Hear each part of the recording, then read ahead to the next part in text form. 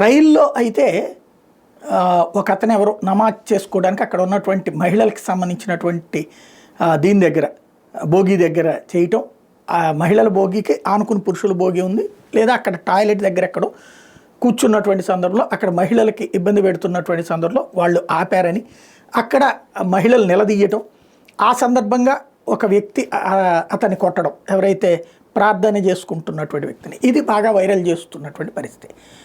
వాస్తవంగా మనం ఇక్కడ హిందూ ముస్లిం క్రైస్తవ అంశాలలో మాట్లాడేటప్పుడు కానీ లేదా ప్రచారం చేసేటప్పుడు కానీ జాగ్రత్తగా ఉండాలి. సున్నితమైన అంశాలలో రెచ్చగొట్టే చర్యలు ఎక్కువ ఉంటాయి. ఇప్పుడు ఆ వీడియోని చూసినటువంటి వాళ్ళు అతను మిగతా ప్రయాణికుల్ని ఇబ్బంది పెట్టాడు అని ఒప్పుకుంటారా? ముస్లింలు అయితే అట్లా ఎట్లా ఒప్పుకుంటారు? ఇది రంజాన్ మాసంలో అతను ప్రార్థన చేస్తుంటే అతని మీద దాడి చేశారు అని చెప్పేసి అది సర్క్యులేట్ అవుతుంది.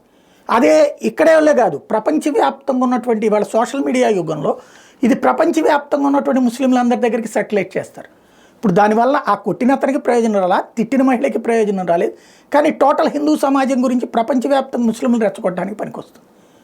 దీంట్లో ఎక్కువగా మావాడు కొట్టాడు అని సంతోషపడుతున్నట్టు హిందువులు కూడా మన దేశానికి మన జాతికి ఇక్కడే సమస్య సృష్టించుకుంటున్నాం అన్నటువంటి విషయం జాగ్రత్త పడాలి. దీనివల్ల ఒరిగేదేం లేదు. ప్రతి విషయంలో కూడా వేగ్గా మాట్లాడటం కాదు, వేగ్గా అనేయటం కాదు, చాలా జాగ్రత్తగా అడుగులు పడాల్సిన సందర్భంలో తప్పటడుగులు వేస్తే సమాజం ఇది బరస్ట్ అవుతుంది.